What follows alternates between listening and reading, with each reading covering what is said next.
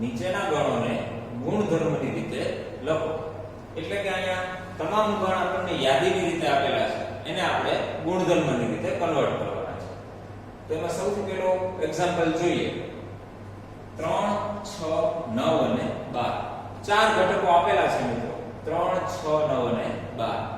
હવે આ ઘટકોને આપણે જોઈએ એટલે આપણને ખ્યાલ આવે કે તમામ ઘટકો છે એ 3 ના ગુણકો છે. 3 × 3, 3 × 6, 3 × 3 9 અને 3 × 4 એટલે 12. તો 3 ના પ્રથમ 4 ગુણકો છે. તો આને આપણે અલગ અલગ રીતે લખી શકીએ મિત્રો.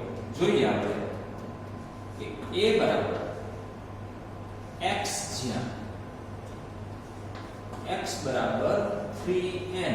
3n નો અર્થ થશે 3 ની સાથે ગુણાંકમાં છે. હવે આ જે n ઘટક લીધો છે આપણે એ ક્યાંથી લેશું? તો કે પ્રાકૃતિક સંખ્યાના ગણમાંથી, એટલે કે 1 થી અનંત સુધીના ઘટકો. પરંતુ આપણે અહીંયા માત્ર 4 જ ઘટકોની જરૂર છે. તો અહીંયા આપણે લખશું n less than or equal to 4.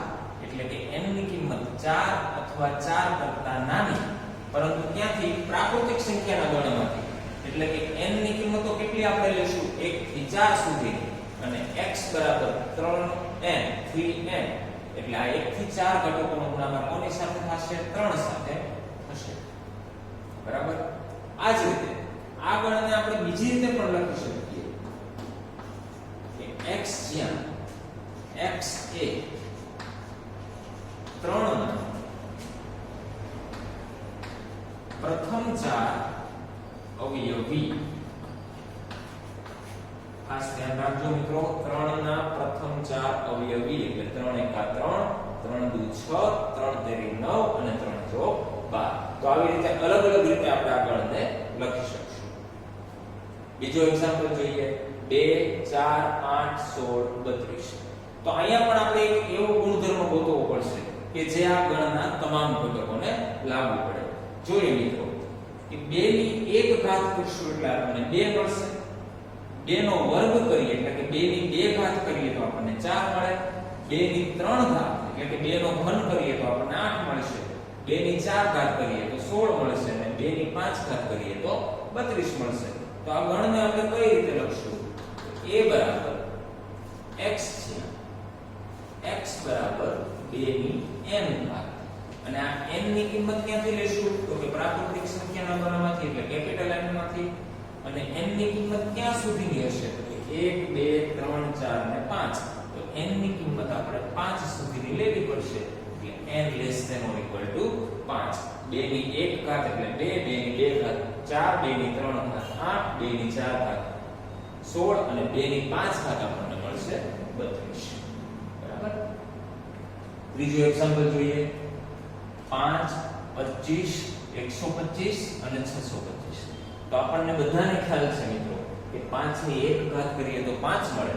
5 ની 2 ઘાત કરશું તો 25 મળશે. 5 ની 3 ઘાત કરીએ તો 125 મળે અને 5 ની 4 ઘાત કરશું તો 625 મળશે. તો સેમ આપણે જે આગળનો દાખલો જોયો એ જ રીતે આપણે આગળને લખી શકીએ.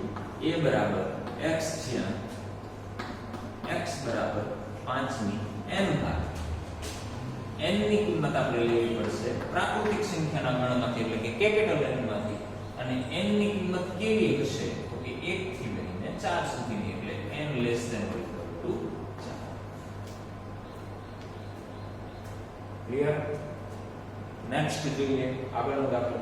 2, 4, 6 અપ ટુ ઇન્ફાઇનાઇટ અનંત સુધી. તો આ ગણ જોઈએ એટલે જ આપણને ખ્યાલ આવે મિત્રો કે આ શું છે? તો કે આ બધી યુગ્મ સંખ્યાઓ દર્શાવે છે. 2, 4, 6 પછી આગળ આવશે 8, 10, 12 આવું ક્યાં સુધી થશે? તો કે ઇન્ફાઇનાઇટ સુધી. તો આ બધી જ યુગ્મ સંખ્યાઓ છે. તો આને આપણે ગુણધર્મની રીતે લખી શકીએ. a બરાબર x જ્યાં x એ યુગ્મ પ્રાકૃતિક સંખ્યા.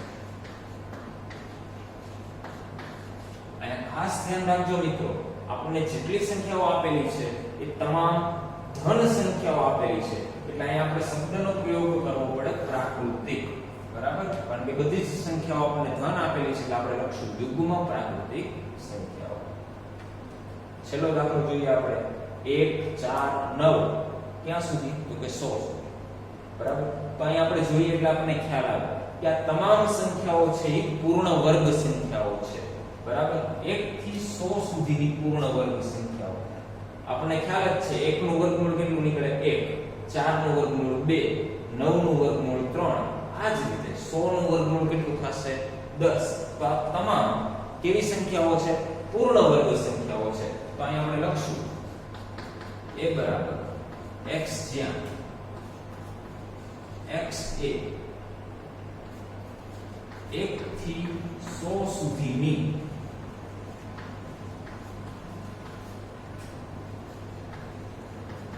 પૂર્ણ વર્ગ સંખ્યા x જ્યાં x એ 1 થી 100 સુધીની પૂર્ણ વર્ગ સંખ્યા બરાબર પૂર્ણ વર્ગ સંખ્યાનો અર્થ કેવો થશે એવી સંખ્યાઓ કે જેનું વર્ગમૂળ આપણને મળી શકે છે 1 થી 100 સુધીની એવી સંખ્યાઓ કે જેનું વર્ગમૂળ આપણને મળી શકે છે એવી સંખ્યાઓનો ગણના છે હવે જોઈએ મિત્રો દાખલા નંબર 5 નીચેના ગણોના બધા જ ઘટકો લખો અહીંયા આપણને તમામ ગણ ગુણધર્મોની રીતે આપેલા છે આપણે એના ઘટકો લખવાના છે જોઈએ પહેલો ક્વેશ્ચન a બરાબર x જ્યાં x એ અયુગ્મ પ્રાકૃતિક સંખ્યાઓ બરાબર આપણને ખ્યાલ જ છે મિત્રો પ્રાકૃતિક સંખ્યાનો ગણ એટલે n કે જેની અંદર 1 થી અનંત સુધીની સંખ્યાઓ આવેલી હોય છે એમાંથી આપણે અયુગ્મ સંખ્યાઓ એટલે કે એકી સંખ્યાઓ લેવાની છે તો અહીંયા આપણે લખશું 1 3 5 7 9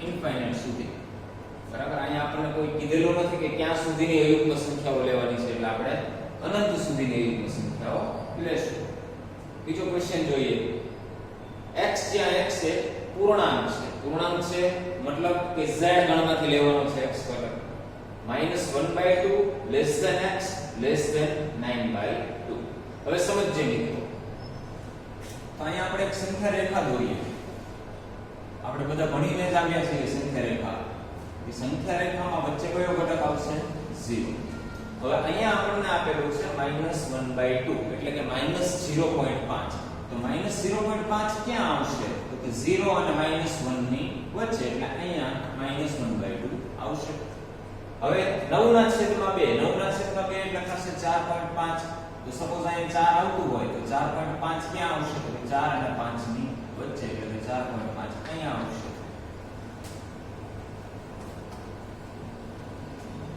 તો -1/2 અને 9/2 આ બંનેની વચ્ચેની પૂર્ણાંક સંખ્યાઓ લેવાની છે તો આ બંનેની વચ્ચે કઈ કઈ પૂર્ણાંક સંખ્યાઓ આવશે તો કે 0 1 2 3 અને 4 આપણે 4 સુધી જશું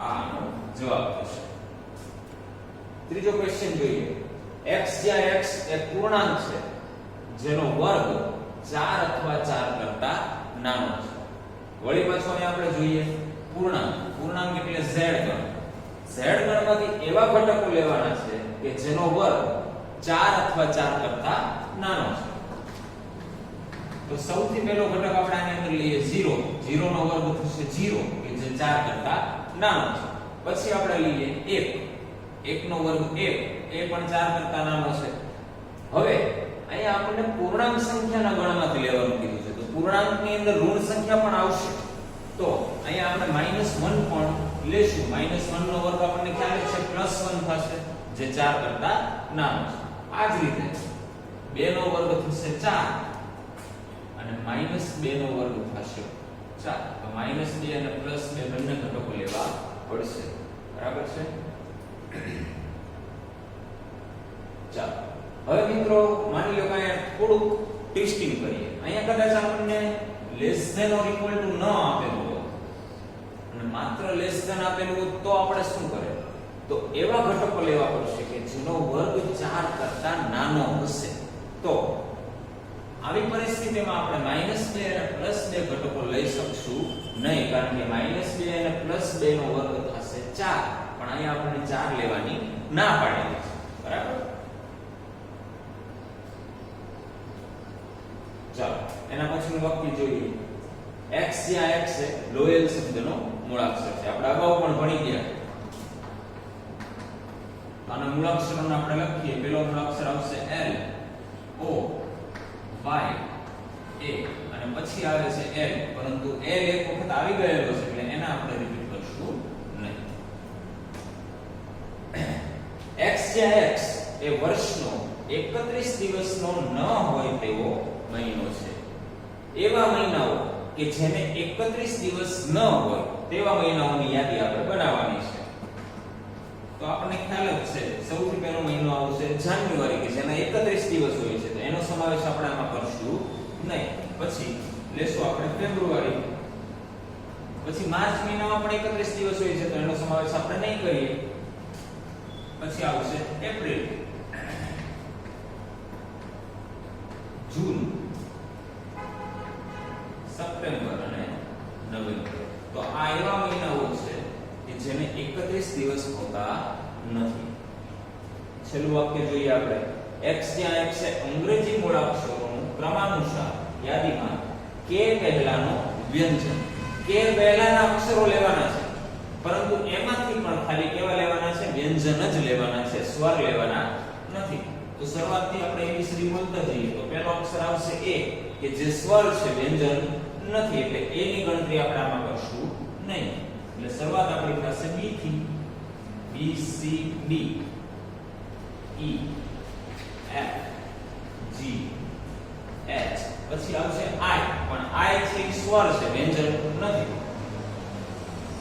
પછી આવશે J અને પછી આવશે K. પરંતુ આપણે K પહેલાના વ્યંજન લેવાના છે, K નો સમાવેશ કરવાનો નથી. બરાબર. તો આ જે યાદી બની એ K પહેલાના વ્યંજનની યાદી બની. આમાં સ્વરની ક્યાંય ગણતરી આવશે નહીં. હવે જોઈએ આપણે દાખલા નંબર 6. ડાબી બાજુએ યાદીની રીતે દર્શાવેલ ગણને જમણી બાજુએ તેના જ ગુણધર્મોની રીતે દર્શાવેલા ગણો સાથે સાંકળો. ટૂંકમાં ડાબી બાજુએ આપણને યાદીની રીતે ગણ આપેલા છે અને જમણી બાજુએ તેના ગુણધર્મો આપેલા છે. આપણે યોગ્ય જોડકા જોડવાના છે. તો સૌથી પહેલા જોઈએ 1 2 3 અને 6. મિત્રો આપણે જાણીએ છીએ કે આ જે ચાર ઘટકો આપણને આપેલા છે એ 6 ના અવયવો છે. બરાબર. તો હવે જમણી સાઈડમાં આપણે જોઈએ કે બે ગુણધર્મ આપણને એવા દર્શાવેલા છે કે જે 6 ના અવયવો હોય તેવા. A ઓપ્શન અને C ઓપ્શન. પણ A ઓપ્શનમાં આપણને કીધું છે કે x જ્યાં x એ અવિભાજ્ય સંખ્યા છે અને 6 નો અવયવ છે. જ્યારે C ઓપ્શનમાં આપણને એવું કીધેલું છે કે x જ્યાં x એ પ્રાકૃતિક સંખ્યા છે અને 6 ના અવયવ છે. તો અહીં આપણે જોઈએ મિત્રો કે આ જે 1 2 3 અને 6 આ જે ચાર ઘટકો છે એ અવિભાજ્ય સંખ્યા નથી. બરાબર. આમાંથી 2 અને 3 એ અવિભાજ્ય સંખ્યા છે, પરંતુ 1 અને 6 એ અવિભાજ્ય સંખ્યા નથી, પરંતુ કેવી સંખ્યા છે? પ્રાકૃતિક સંખ્યા છે. તો આ એક ઓપ્શનને આપણે C સાથે કનેક્ટ કરશું. બરાબર. આ જ રીતે બીજા ગણની અંદર આપણને બે ઘટકો આપેલા છે 2 અને 3. તો આ 2 અને 3 છે એ પણ 6 ના અવયવો છે, પરંતુ આ 2 અને 3 આ બંને અવિભાજ્ય સંખ્યા છે. તો આને આપણે A ઓપ્શન સાથે કનેક્ટ કરશું. એ જ રીતે ત્રીજું M A P H E I C S. તો આપણે સામેની બાજુ જોઈએ તો આપણને તરત જ ખ્યાલ આવે કે આ જે ઘટકો છે આ શું છે? તો કે મેથેમેટિક્સ શબ્દના મૂળાક્ષરો છે. તો આને આપણે D ઓપ્શન સાથે કનેક્ટ કરશું. અને છેલ્લું 1 3 5 7 9. તો આપણને ખ્યાલ જ છે મિત્રો આ પાંચે પાંચ ઘટકો અયુગ્મ પ્રાકૃતિક સંખ્યા છે. બરાબર. પણ કેવી અયુગ્મ સંખ્યા? તો કે 10 કરતા નાની. તો B ઓપ્શન આપણને જે આપેલો છે એને